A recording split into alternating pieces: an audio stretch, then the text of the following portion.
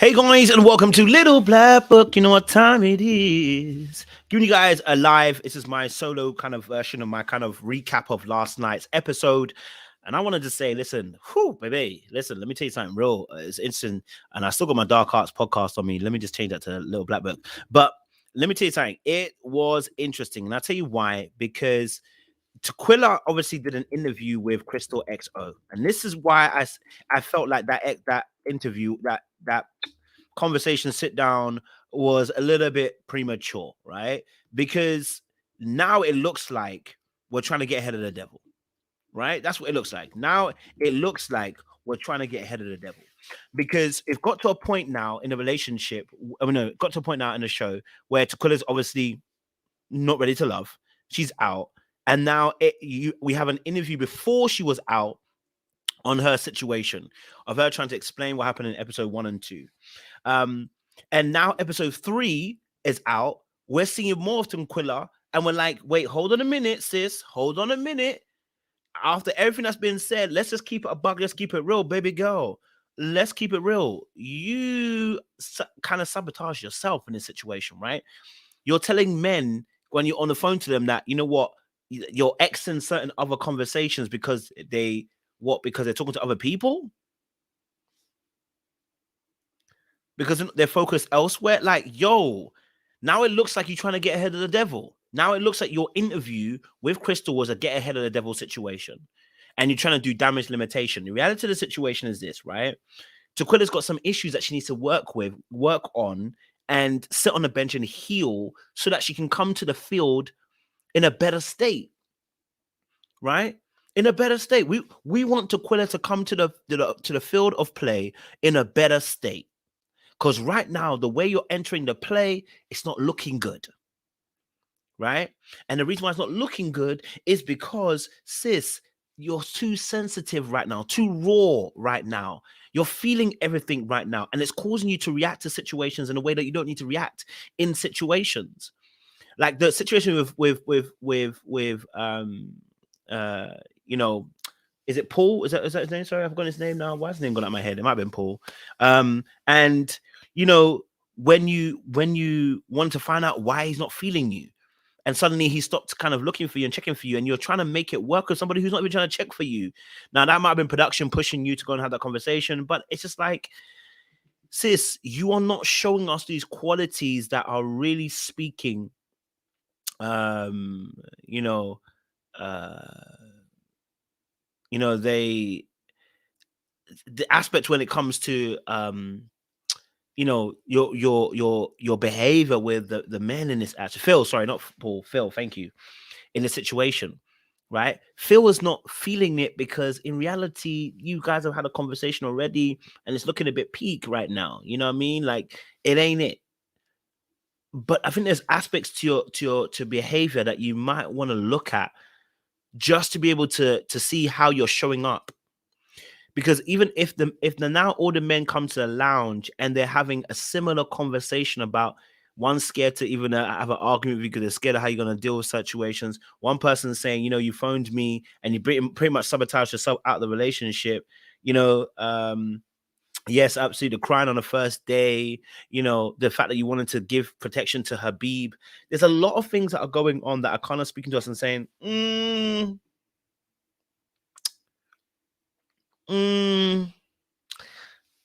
baby girl, you might want to look at this. Yeah, you might want to look at this. You see what I'm saying to you? Yeah. So for me personally, I'm looking at it and I'm going, yeah, no, this ain't it. I need sis to sit on the bench and heal. You know what I mean? I need to sit on the bench and heal. We'll talk more about that in a second or two. I think with Eunik, it's less about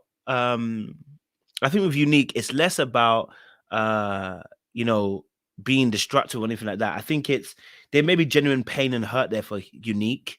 And it may come up a little bit later in the show, but the fact that the new guy noticed it, and also I think Herbert also kind of noticed it as well, it made us more alerted to. And I think when she said obviously she's a no nonsense kind of person, I think that's because whatever she's gone through has been very painful, and that's fair. That's fair. I understand that. We all go through some things, and that really does affect us as well. But it's how you find your balance. So when you are finding balance, like, I don't need to be a no nonsense person. I thought I was more of a no nonsense person, but it's because I need to find my center and balance. When I find my center and balance, I don't need to be no nonsense. I can be more of a case of, no, I don't this that don't work for me. And I'm gonna be honest with you, and that don't work for me either. I don't need to necessarily be no nonsense, because I can see that, I can hold a good balance, and just so, no, that doesn't work for me. But when you say no nonsense, it's because you don't want anything um to you don't want anything to go awry. You know what I mean? You don't want anything uh you don't want anything to um get in your zone, because you're still sensitive and still raw, and that's the best way you know how to discern what's good for you and what's bad for you. You're just straight, no nonsense, no frills, nothing. But it actually shows us that there is no balance yet, and that takes a little bit of time to have that balance.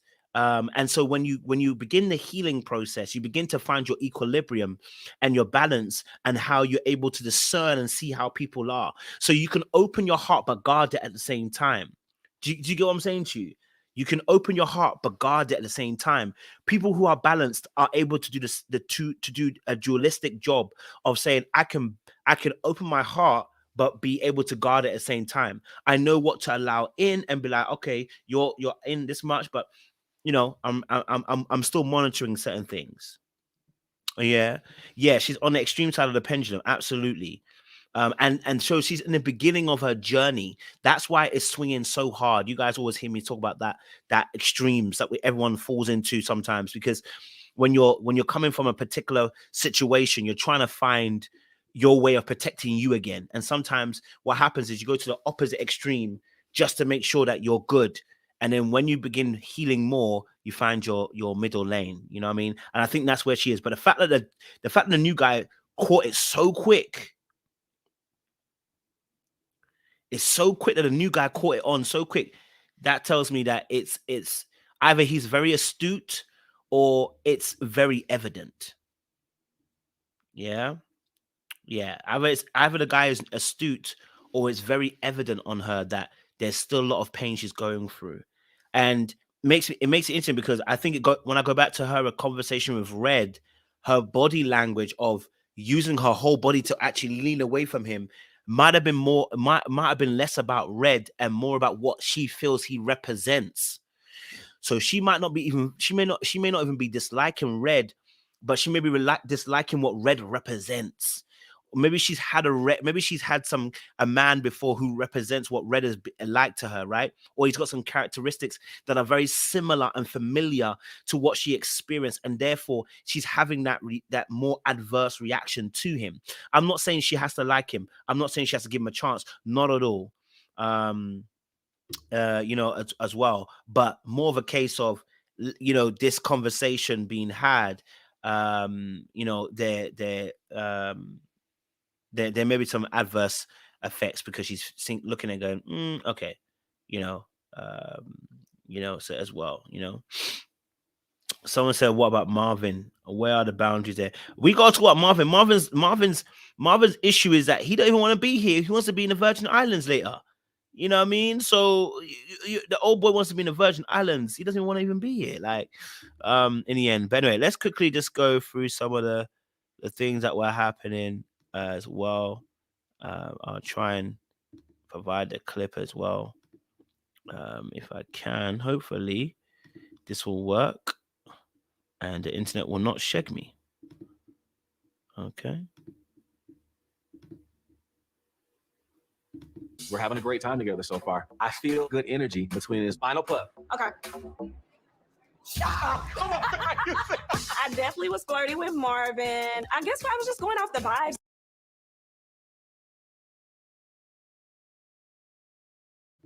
Obviously, Tequila and Marvin had their particular conversations, and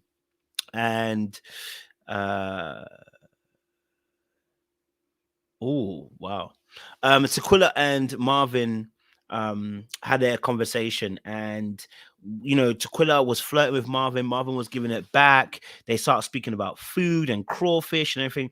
Actually, was really good date. I mean, it was quite a sound date. There was nothing too glaring about it. I think it was a simple enough date. I don't know if there was any real deep interest there.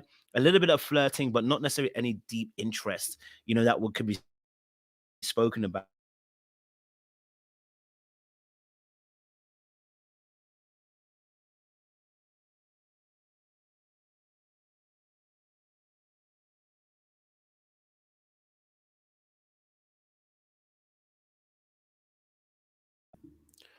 Yeah. So I didn't really see any madness between the two of them stocking up. Now, I want to say I really love the date between Chris and Kat. I thought their date was really cool. Oh, I see it. You see I see it? it now. Implementation. Okay. What are some things that you like to do on a daily? I'm more an outdoors person. I'm big in work. I really like Kat and Chris, and I'll tell you why. It's nice to see two people just smiling, bro. Just to see two people just excited and smiling and just full of life. I like to see that. I love to see these two. And Kat came in like a with a bang. She came in, she had conversations, she spoke to the guys, spoke to the girls. The girls she said she might have noticed a bit. The girls might not have been as open and welcoming, but in reality, she came in full force, and I really loved her energy. And I really loved her vibe. Whether she saw him as ideal candidate, I'm not sure. I think he saw her as one. I think he found her definitely attractive. I definitely think he loved her smile, energy. I mean, I want to see more of Chris. I want to find out a little bit more about Chris, but I really like his vibe. Like, he just seems like a really cool guy. You know what I mean? So, but I would love to see more of him on the screen. But him and Kat really did get on, it seemed. But whether it's got that spark is another conversation in itself. But I loved their dialogue and their conversation. I said, oh no, like they look like they're really getting on. She likes humor. He's humorous as well. Like, she cute, man. She cute. She got her 3 degrees, like she said. Bro, Trey, I didn't want to say it. I didn't want to say it, but you said it. I don't know how I thought that. Because when I was looking at, I don't know what it was. I don't know what it was that prompted me. I can't remember. I didn't write any notes down. Because I kind of watched it when I was coming back from the gym in the afternoon, evening. But I immediately I don't know what it was. I was like, yes, the height thing is an issue. And I don't know why. I don't know why what I saw. I don't know if anyone else saw it. Maybe there's something that happened on the show. And yeah, that's very true, Katie. She does laugh with everybody. That's very true. That's very, very true. But yeah, I wasn't something about. I was like, I'm not sure. I'm not you know what I mean? Something not right. And you know what? The height thing came to mind, but you know what? I don't know what it was specifically, but I hear what you're saying, bro. I hear what you're saying. I ain't gonna discount you, bro. And yeah, you came to the place quite nicely. Okay. All right, cool. Next one was obviously Janelle and Curveball. Okay. I'm Janelle. Well, nice to meet you, Good to Janelle. meet you as well. I am totally caught off guard, but nah, Janelle was staring this man's soul. Hey, Janelle was in this man's head. Okay. All right. It was in her head. Janelle was literally in his head. Like if she could be a strand of hair on his head, she would be. Like she was looking into his soul. Like she was looking deep. She found him majorly attractive, and he's really good looking. I can't lie to you. Brother's hella fine. I mean, I don't mind saying a brother's fine. He got the good hair, he got the good eyebrows, you know what I mean? The mustache kicking out, got a little bit of a chinny beard, you know what I mean? Good smile. Nah, he good looking. He a fine brother. I can't even hate. You know what I'm saying? And he got a decent bit of height on him as well. Like, and he seems to be switched on. You know what I mean? He seems to be switched on. I ain't gonna lie to you. He seems to be switched on. You know, So yeah, I was watching. I was like, yo, He's a great looking guy, so it's a pleasant surprise. Tommy set me up here. Okay. A part of this amazing journey now. We're about to make some great pizza together. I feel like it's going to be fun. Me being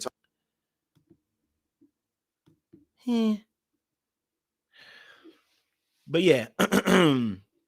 So yeah, so someone said he looks even better with the cornrows on. I am sick and tired of y'all. Listen. But yeah, no, he's a good looking guy. And it's interesting because her conversation as well, her conversation with him was so easy and so smooth.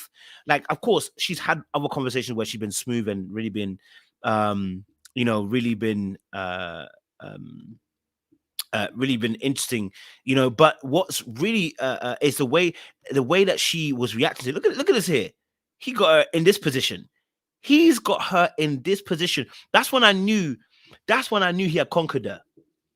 I shouldn't say conquered. Let me say that's when I knew that his attractiveness had drew her in. She's at the point of she's at that point. At that point, I don't think I've seen Janelle in that way. I've seen Janelle be at this equilibrium with these men. You know what I mean? Like, but this one man, this one man right here, yeah, he had her.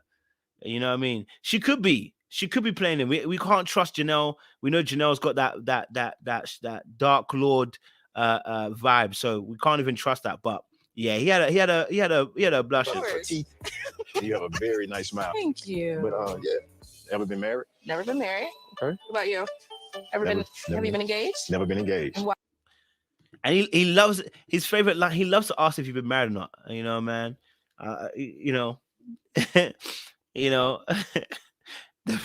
The bass. Oh wow, the bass in his voice vibrates down low. Oh my gosh.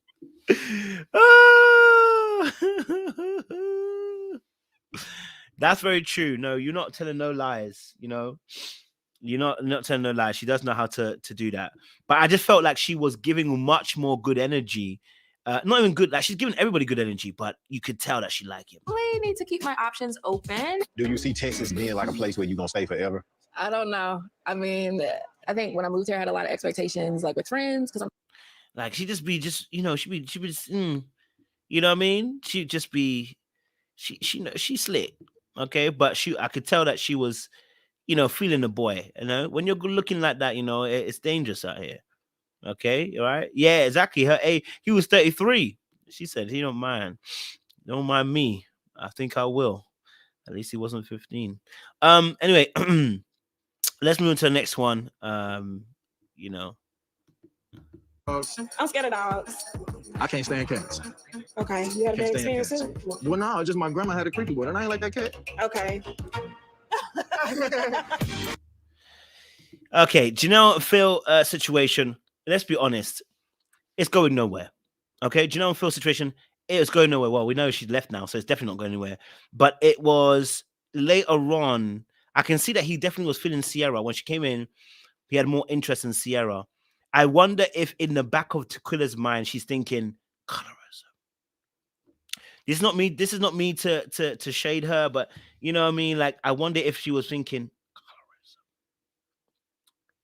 Because his attention was on Sierra, not really her. But the reality of the situation was Tequila's energy is abrasive, especially to Phil.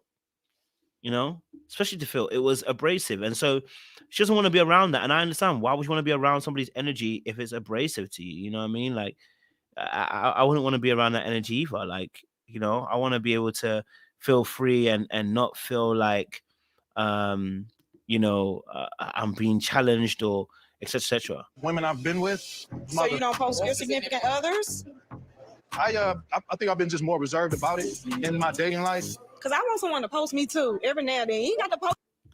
Now, this debate about posting as well. I would love to do my some other smaller videos, but it's I was just thinking to myself, the question about posting somebody. I think Tequila showed a bit more of her ass here than she realized, because he unless he specified that he posts everything else and he's posted again, it's posted. And even then, you can post whatever you want to post on your page, but you might not want to post your partner. You know what I'm saying? Like, I was like, wait, hold on a minute now. Baby girl, why are you calling him emotionally immature for the fact he doesn't post you? Like, she actually called him emotionally immature for not for thinking about not wanting to post her. I was like, Tequila, baby girl, you the issue. He ain't the issue. You are. Because it doesn't say anything about maturity, whether you post them or don't post them. If you don't want to post your partner, you don't want to post your partner. You don't have to share everything, right? And if my friends know who you are and my family knows who you are, you're not actually a secret. You're private. See what I'm saying to you? Right? That's why I was like, yo, Tequila, I need you to sit on the bench. Okay? I need you to sit on the bench because you're giving very much suffocating vibes. You're going to be all up in my face, all of my grill. Okay? Right? So it was too much for me. Yeah. It's not necessary. Yeah. What are we, Tara? What are we dragging? What are we dragging? You must be talking about no one's dragging anything. No one's really spoke about this conversation. Like, I can't be lied to you. So I don't know what we're dragging. You know what I mean? Like, I don't know what you're talking about. You rarely listen. I'm not saying ever. But I have people in ministry and people friends and that. Listen, some are willing to post their partners a lot of times. Some post one picture a year. That's it, their birthday. After that, they do about their business. You guys have we've got too much entitlement to social media. It's too entitled. We don't have to show everything on social media. You know what I mean? Like, we're in a world where we're oversharing. We don't need to share everything. We don't need to share everything. You know what I'm saying? Me personally, if I get into a relationship with someone, I'm gonna post on once or twice, and I'm gonna go ghost. I don't want to post my partner on here because you don't need to know what goes on between me and my partner. And before social media, all you saw was me whenever you saw me anyway. You know what I mean? Before social media, what were you doing? Do you get what I'm saying to you? Before social media, what were you doing? Unless you saw us together, what were you doing? You weren't entitled to that. So, a lot of times we don't want to be honest. I don't, that's not my thing. It's not my thing. I can, if my family know who you are and my friends know who you are, I don't need to be posting you everywhere. I'm so sorry. You know what I mean? And you telling me that I'm emotionally immature for doing that, it's problematic for me. You can say you disagree. That's fine. She has a different perspective. Okay. You know what? You can, by all means, you want to go for that, go for it. You should, because that's what you want. But you don't get to call someone else emotionally immature for the fact they have a different point of view from yours, which is, I don't want to post. You know what I mean?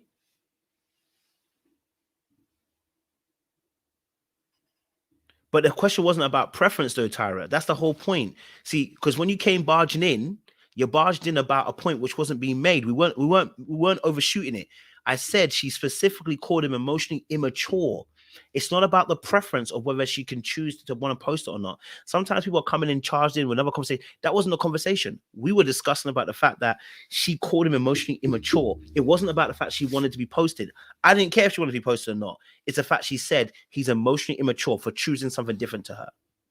That's why I said what I said. So we weren't actually coming at her in a bad way to say that she's this and that. But when you make a comment like that, that lets me know there's something we have to quote on talk about. Well, if you've been here for a while, Tyra, how did you miss what I said?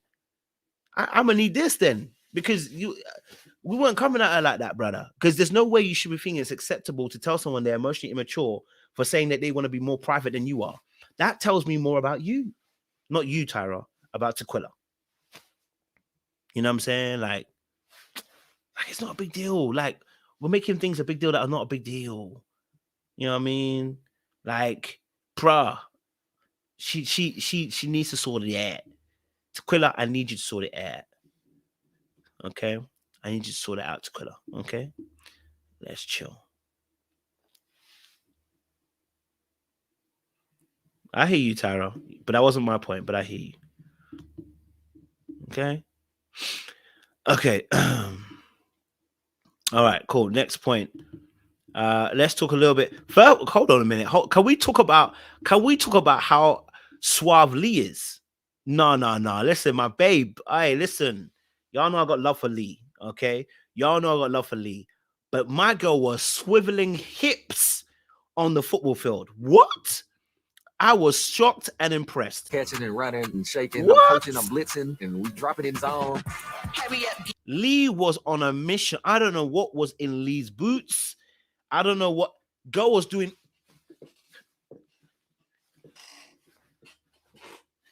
I mean, Lee was in a madness. You know what I'm saying? Lee was in a, listen, I mean, this girl was moving. I'm talking. I was like, what? I was like, Lee, is that you? Yeah. Though the agility she was bringing to the table. Nah, Lee was dangerous, bro. I see her duck diving in between. You know what I'm saying? Let's not talk about Aries looking good. God damn.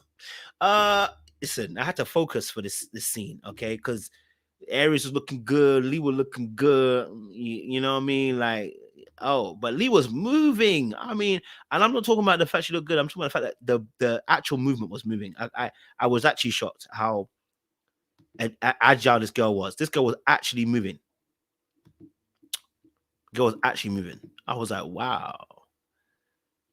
Cat is Sean says she's cat is I don't know you and I'm gonna still take Lee over Cat. I like Cat though, but I'm gonna still take Lee over Cat. You know what I mean? This is you guys criminal kid. We'll meet each other. It was like, okay, he just tested me out. One here. Ooh, I said, oh, baby, she putting them burners on these boys. Anyway, let me focus. Okay, let me put this focus. Let me put the focus on. Okay, put the focus back on. Anyway, but back to the conversation because I was getting distracted, guys. I was getting distracted by the beauty that I was seeing on my screen and the chocolate that I was seeing on my screen. Ain't no colorism around here, that's for sure. Ain't no colorism around here. Yeah, no. You know, looking at the conversation between Eunik and the new guy was actually quite interesting as well. So let's have a look and then we'll discuss. Hell of a first run. So I don't do no nonsense, firm on boundaries, and no BS. That's really where I am with it. Eunik don't play no games, I can tell you. I don't. Yeah. You know, I don't think there's anything wrong with holding strong boundaries at all. Absolutely, you need it. You really do need strong boundaries. You do. And so I'm not mad at Eunik for stating she wants, you know, she's a no-nonsense person per se, but I can understand how the men would have misread or misheard or didn't like what they were hearing, because when you get to a place where your boundaries are good, things don't get said, they get done. You get me? You know, so I'm saying. So I think, you know, when it comes to boundaries aspect, it's less about what's said and what's done. But I think when she started saying, obviously, about probably her story and what she's been through, I think the guys were picking up on some of the energies not quite there. They're not really liking some of the energy that she's putting out there. And it may be because, again, she's really trying to make sure she doesn't get hurt again. You know what I mean? That she doesn't want to get hurt again. But I think there's some aspect, you know, that is for her, you know, for her, it's a little bit, you know, difficult to discern what's good and what's bad. And she wants to make sure that she really focuses on making sure she protects herself. And so that's probably why it's coming across as so strong in the discussion as well, right? And she has a conversation with both Chris and So how you been? How you been enjoying the process and all of that? It's challenging. Yeah. Because like me, if I like you, it's like tunnel vision. I cannot see anybody else. Yeah. So it's very... Listen, I mean, I just wanted to hear her voice. I ain't gonna lie to you. I just wanted to hear her voice. Okay, all right. I'm not gonna lie to you. Yes, Eunik is giving trauma vibes. I do understand what you're saying, yeah. And tearing down walls in 2023, we ain't doing that. You already know, El Cid, we ain't. and that's what I think she has got a little walls up, and I understand why. You've been hurt, so you've got the walls up, but it's gonna be a struggle for the men. They're not gonna want to tear down those walls. They're not gonna want to have to break down those walls. They're not gonna want to have to fight to get to you, as well. So I can understand that these men have seen her in a particular way, So for me personally, yeah, there is some trauma there, because I think she said it as well, that she never had any walls before, she never had boundaries before. She said that in the very end, which is why it's played out the way it is. Yeah. Okay. So yeah. Yeah. Let me get onto Lee. Did you hear the voice, guys? Did you hear the voice? Okay. All right. Did you hear the voice? Okay.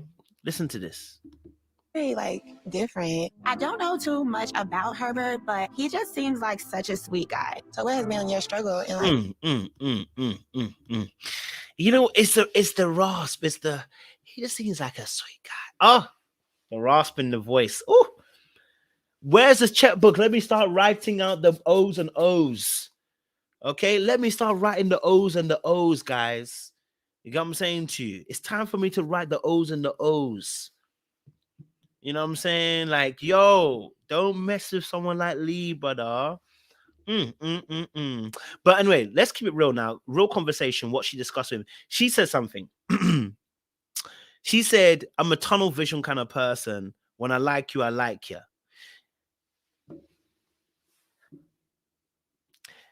That, I'm going to take it for what it is and say, it is what it is.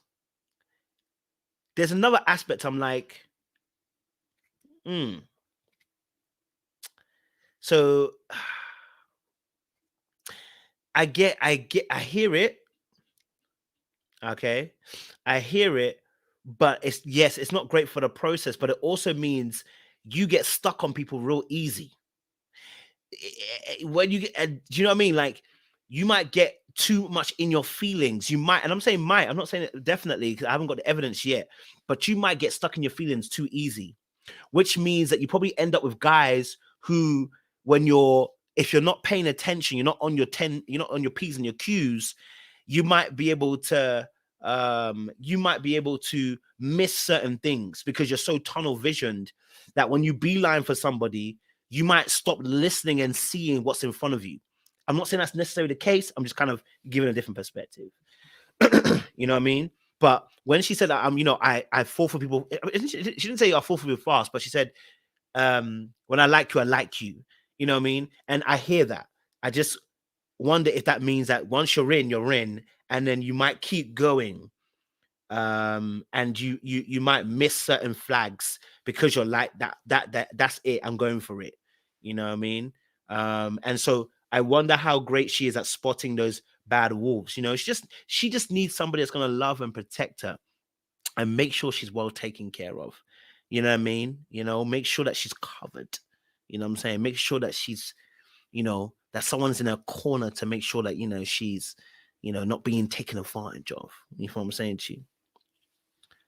Now, Jake. But yeah, so that's something that probably I'm hearing a little bit in the conversation. You know what I mean? So I mean, I'm not the guy, so sorry. dating? Like, how are you single? I'm not single. I think my friends would say I'm selective. I think sometimes when you are light and you have. Then she spoke about when sometimes you are light. People, when you're light and you're healing, people go for you. And that, I think, is the issue. I think that's where I found the issue. You can serve other people very well, but can you serve yourself? Right? That's a key question. I'm going to do a video. Let me write my notes down because I need to do a video on this. It came to me this weekend. I was walking and I was talking with the big man upstairs. And as I was walking and talking with him, I was like, yo, like, this was a thing. It said, you can serve others, but can you serve yourself? Yeah. Which means you put so much emphasis on giving love and appreciation, serving, healing other people, but you don't realize you yourself need that serving, that love, that appreciation from you. You need it for you. And you have made your whole identity servitude and serving other people, but you have missed you. And in doing so, being selfless, you've been selfish, because now you've robbed yourself of your holistic fullness and healing. And you need to be in a space where you can be at your best to give to others, but you're scared of actually facing you. So you put all your emphasis and your value in serving others. We don't need you to be there, right? We don't need to be there. I know, I get it. I understand it. A lot of us are in that position. We are healers. We're people that heal other people, but we've made it our identity. So we heal others to get our validation. And yet we're empty because we don't allow others to serve us, and we can't receive that servitude. And then we complain about people not serving us because it doesn't come in the way that we understand it to be in. They don't do it like we do. But you need to first and foremost be in a place where you can actually come and receive it. Okay? Be in a place to receive it. Okay? All right? All right? So yes, I do understand that point as well from her. Potentially that could be coming as well. Okay. Let's go on to the next part. That she said Eunik then had a conversation with Herbert as well. I guess we can join the group. Listen, I'm glad Tommy got us to do I can appreciate your demeanor just being so peaceful and tranquil, drama-free. It creates a safe space for me. Yeah. And for me. So I love this as well, because Eunik says to Herbert, look, I love the fact that you're so peaceful, tranquil, because it creates a safe space for me. The question is that what you actually want? Right? I'm going to ask you a question. Do you actually want that level of peace? And what I mean by this is not that the peace isn't good. My question is, if you weren't so broken, if you weren't so hurt, is that your final stop? Let me say it again. Peace can come in many different ways and many different angles and many different looks and in different forms, right? But when you need someone to be almost like, and some people will say, maybe the way that I do like my conversations can be very peaceful, can be very tranquil, can be very therapeutic. But do you actually need that in a relationship? Do you need that therapeutic energy that I have in a relationship? Or is that because you're broken right now? See, where you are at the bottom of the mountain, what you need is not what you need when you get to the top of the mountain. Yeah? That's the real question. What you need at the bottom of the mountain is not necessarily what you need at the top of the mountain. So is it that you need that? And I'm not saying that she doesn't need that. When she said, oh, you hold a safe space for me, you're peaceful, you're tranquil, but do you need that in a relationship? Or do you just need that because you need to heal? And when you heal, what happens to the relationship when you no longer fit the relationship because you've outgrown it? That's a key question, right? Just a question on the tip of my mind, That's really important because of my past relationship. Because I've been down that terrible road, just super dramatic, super traumatic. Yeah. Unique, like really reflective. So again, you hear her say about, that's what she needs because she's had a super traumatic relationship in the past, blah, blah, blah, blah, blah, blah. This is why I said that some of us just need to be single. Let's be honest. Some of us just need to be single for a while and just sit in it and heal and get into spaces where there's love. There is care. There is appreciation. There's just a softness, right? So the question is, do you need that type of peace in that particular way? Do you need it to be in tranquility?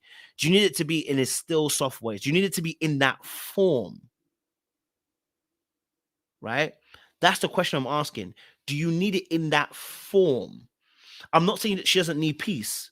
I'm saying that she need it in the form that our brother is presenting it, Herbert, being calm, tranquil, peaceful. Does she need it in that form? Because she might need it in this form now because of the past relationship is so soon. But she may not need it in a relationship, So, yeah. She needs counsel. Yeah, I think a little bit of counsel would help.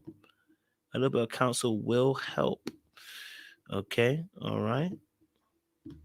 Shaking up. Good. I'm joining the party. You are too beautiful. Tommy throwing curveballs. And I'm kind of like, oh, okay. One more time, you say Katarina. Katarina. Okay, just Kat. I'm a wild card. I'm so jealous you guys all know each other already. Oh, goodness. Okay, introduction of the cat to the group. You know, she kind of mentioned that they might not have been all great, warming towards her, the ladies.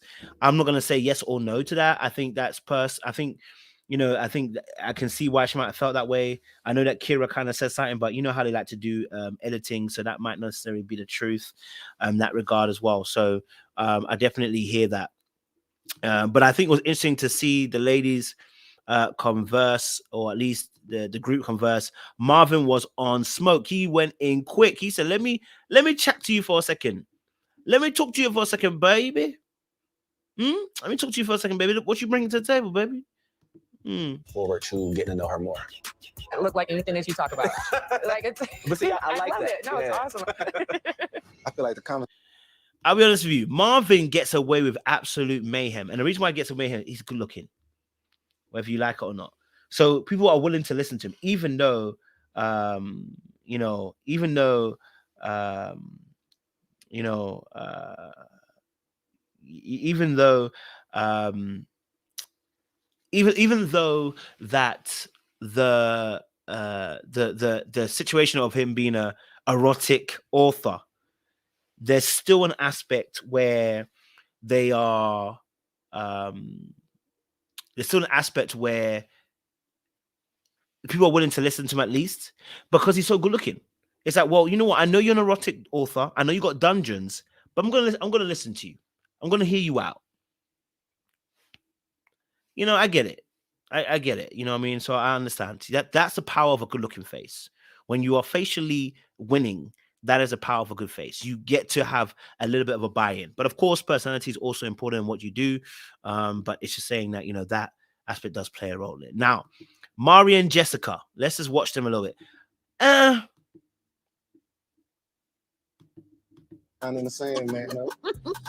I wanted to ask you, what happened with you in your last relationship? My last relationship, you know, we had a relationship for about 1.5 years. She ended up getting pregnant, but also she was still. All right, cool. So Mari and Jessica. Mari and Jessica are really interesting. I'll tell you why Mari and Jessica are really interesting. They're interesting because when Mari, I think on 2 occasions, I listened to the video and I was like, you know, he was like, oh, I like you a lot, you know. He says it twice. He says it twice and she doesn't say anything back. And that's when I knew the jig is up. Now, maybe she doesn't find him attractive, but she's going to grow in attraction. Maybe she doesn't find him attracted, but she's going to grow into attraction. But she wasn't feeling him. And I'll tell you, she wasn't feeling him because on 2 occasions he mentions, you know, I'm liking you, and nothing came back. And when nothing comes back, they're not in the same place as you. You know what I mean? I think he's a great guy. You know, I think he's a great guy. I think he could be a good guy. But again, attraction's a big thing for a lot of ladies. And so that may be also part of the reason why she's in that place. You know, with Mari in that respect, you know. I was looking and I was like, yeah, she ain't feeling the brother. You know what I mean? Like, she ain't. Communicating and going back and forth with our ex. Oh, okay. So I was like, you know, hey, I'll take care of my child and going about our business, and you know, we just co-parent. I'm in a much better place now. And Mari's situation too, with the ex situation, that's kind of wild. I can't even lie to you, bro. That's very, very wild. I feel for him. Yeah, it's a bit tight still. It's a bit tight still. Yeah, I don't know. It's looking a bit political with that situation there. Because I can see that he, you know, he's putting the work in, you know, he's having conversations. He's seen as a number one, but it's whether she sees the same way for him. I don't really see it. I definitely have a very strong connection to her. No, I'm definitely feeling you. Okay. And I enjoy our conversations. I think we matched on a lot of different things. When I say I'm feeling you and you don't, and you say, okay, I'm out of the. Shelly, listen, I don't want to say it, but thank you for saying it because I'm going to say it. I'm going to be honest with you. He's giving vibes that I can cheat on you. I just want to be honest with you. He's giving the vibes that I can cheat on you and you're going to take me back. He's giving that vibe. Let's be honest. As soon as he told the story, I kind of said, yeah, I can see why that happened. I feel bad. I don't want to say that, but that's the honest truth. Like, as soon as he said the story about his ex-cheat, I was like, yeah, I can see. You know what I mean? Like, it's not because of his looks. Like, he's not a good-looking guy or not a bit bad. It's not that. It's the energy, right? It's the energy he's putting out. The energy he's putting out, yes, it's giving poor boundaries vibe. That's the energy he's giving out, right? There's a lack of assertiveness in his energy. You know what I mean? It's a lack of assertiveness that's giving energy. And that's why I'm like, oh, you know what I mean? Like, yo. And look, you gotta, and that's why I said this whole show will make you into a game player before your time, because he's being very honest about the fact he likes her. As for me, I'm not gonna tell you I like you unless I'm trying to manipulate, and I'm gonna be very honest with you. If I don't know that you like me, I'm not gonna say it. If I know that you like me because I can see there's certain behaviors that you're doing, then I'll tell you like, yo, I like you. Yeah, I like you because I know that I can see that you like me. But if I don't see it, I'm not gonna tell you. I'm not gonna tell you. I'm gonna show you, and then I'm gonna show you some energy, and I'm gonna see how you receive it. If you don't receive it, then I'm gonna be like, because there's no way you're gonna embarrass me and be like, oh, but she was feeling me. And who said what? Said what when? So when did I say I liked you? No. Let's discuss this. When did I say I liked you? Oh, you mean when I was doing all those things? No, it's because I was being friendly. Eat me. I listen, that's for me, that's how I am. Okay, that's how I am. Okay, I'm just not gonna give you that because first and foremost, I can't let you take me for mugs. So for me personally, I'm gonna wait to see if you're giving me the same energy I'm giving out. Then I'm gonna drop the bar. I'm kind of feeling you still, right? But here's the thing: once you get better boundaries, once you learn how to be more assertive, you actually start to discern situations much better. You start to read situations much better, right? You start to read such situations much better. You start to really go, okay. Yeah, no, that situation, I don't need to say anything right now. If I say something now, it's too early, it's too soon. I don't know if she actually is feeling me that same way. Like, you got to be able to have those conversations. You know what I mean, right? So, yeah, I'm personally, I'm looking at it, I'm going, yeah, you got to take your time with it. You feel me? Got to take your time with it. Don't rush it. Don't rush that situation. For me personally. But yeah, no, it's interesting, to see. Yeah. Let's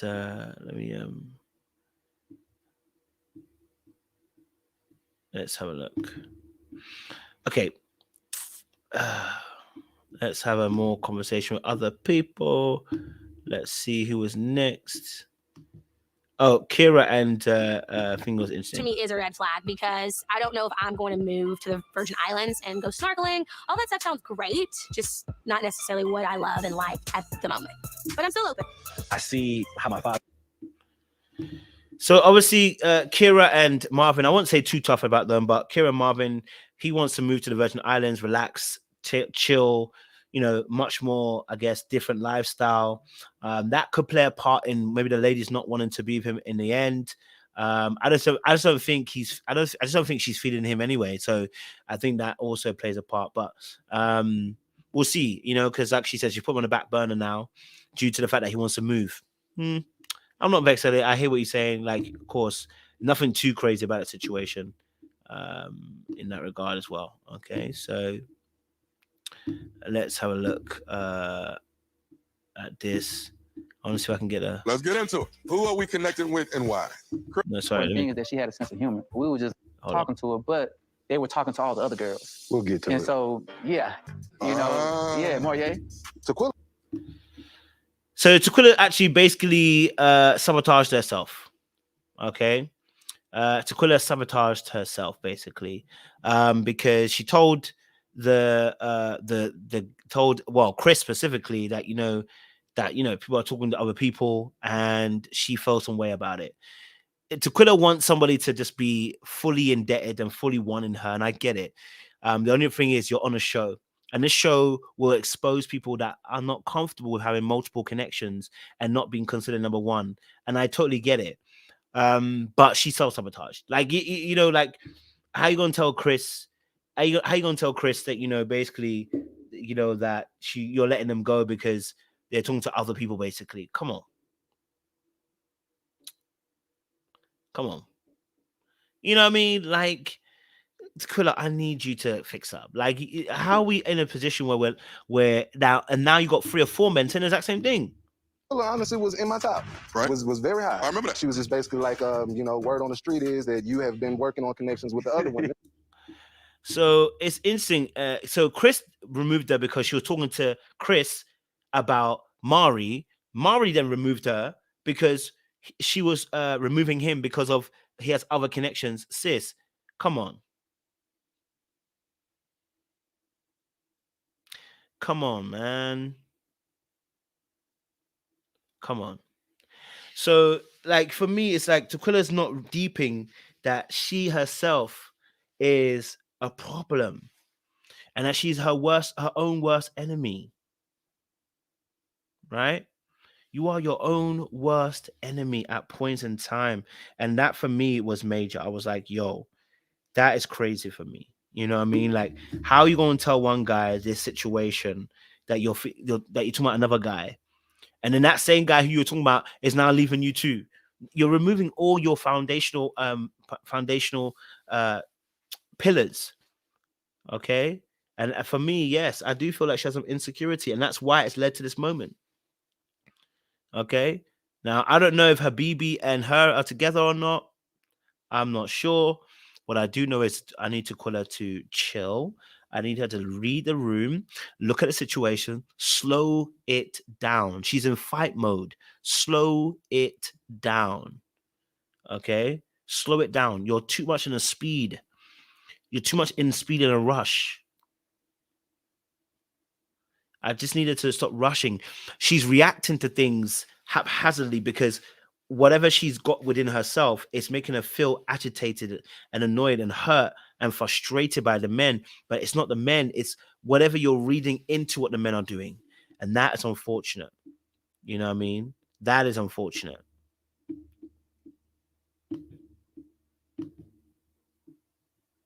Okay. But yeah. I've been in some round the edge relationships like that, and that brought back some bad memories. Right. Unique, kind of similar. On this ballpark, I'm just letting you know I don't play no games. And she said it's so serious. I don't play when it comes to mine, and I've been in some round the edge. Yo, the fact that Christopher was also triggered. Christopher was triggered. Christopher was triggered. He said, "Listen, the fact that Eunik said I don't play no games." He said, "Oh, that made me feel like I was back in one of those relationships that I had back in the past." I said, "Oh, Christopher, what kind of relationships you been in, bro? Let us know so we can see what we're saying. Okay, what is your relationship? What is it? You get what I'm saying to you, Christopher? What is it that you're saying that you experienced that you was like, no? Because Christopher's obviously got a story too. So I think there's something there as well. You know, that needs to probably be addressed as well going forward. So I was like, coming out looking like a Christian Ely, Michael Ealy. We know now, Chris Ely. Okay, Chris Ely. Okay. So yeah, just that a little observation I was seeing there as well. And how are you feeling today? Enjoying the process. Been connecting with a few people. Same. I think it's very different. And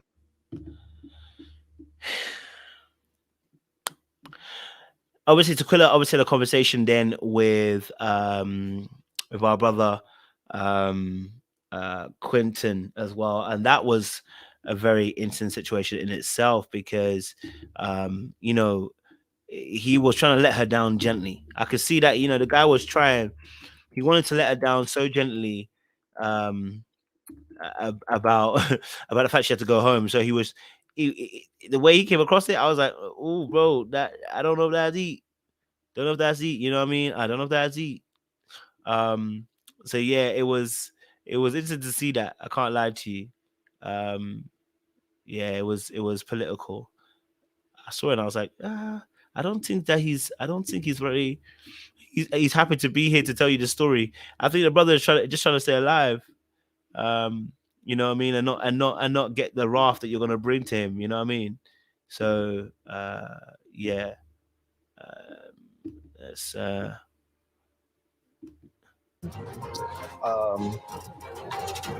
ultimately, you know, we feel. Hold on. Being misunderstood in a personal way on such an intimate journey, it was heartbreaking. They just don't want you to walk away from the process mad or anything like that. Yeah, I'm good. I need Tequilla, and the thing is, this is a problem I have, right? Tequilla will watch this back, and she still gave the interview as if everyone else is a problem, and they may be a problem, but the reality is, did she not see? And that's why I said about sometimes people will say editing, and I'm looking at it going, editing can only do so much. You have come out, and you still don't see that you probably have your own perspective that's not quite in alignment. You get what I'm saying to you? So if you come out and you do an interview and you still can't see where you need to work on and the things that you need to improve upon, yeah, I'm gonna question whether you actually had the revelation or not. Did you not catch on? Did you not really understand? I don't think people are not misunderstanding you. They're seeing your behavior and saying, we don't like it. We don't like that. That behavior, we're not with it. We're not rocking with it. We're not rolling with it. That don't work for us. Yeah, that's not it. You know what I'm saying to you? So yeah. It is what it is. All right, guys. That is it. My hour's done. So I'm gonna leave it there for you guys. Okay. All right. I'm gonna leave it there for you guys as well. So you know, it's been good, it's been calm, it's been a pleasure having a conversation about this show. I'm liking it. I should be around later on for the panel as well.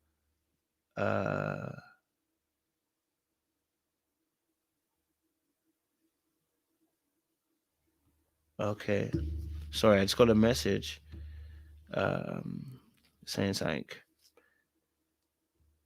Okay. All right, cool. So yeah, it's a Mazzoline. All right, guys, I'm gonna love you, leave you, and we'll see you guys a little bit later on as well for I guess a super panel later on tonight as well. And I'm around to bring my hoodie to the States. Yeah, we'll do a panel tonight. Jay. We'll do a panel tonight. So you guys can join it as well. And have a conversation. Listen, I'm loving marriage, and I'm loving Love and Marriage Detroit. You know, Love and Marriage Detroit is really killing it. I love that. I love that little live that we did the other day. It was killing it, man. So yeah, I look forward to it as well. So we'll definitely have some conversation. Guys, make sure you like, share, subscribe, click on that bell button for notification of uploads. We appreciate you. Stay locked, stay loaded. We'll see you again very, very soon. And don't forget, we got to leave here with something, but I want to let you know. Not on my watch.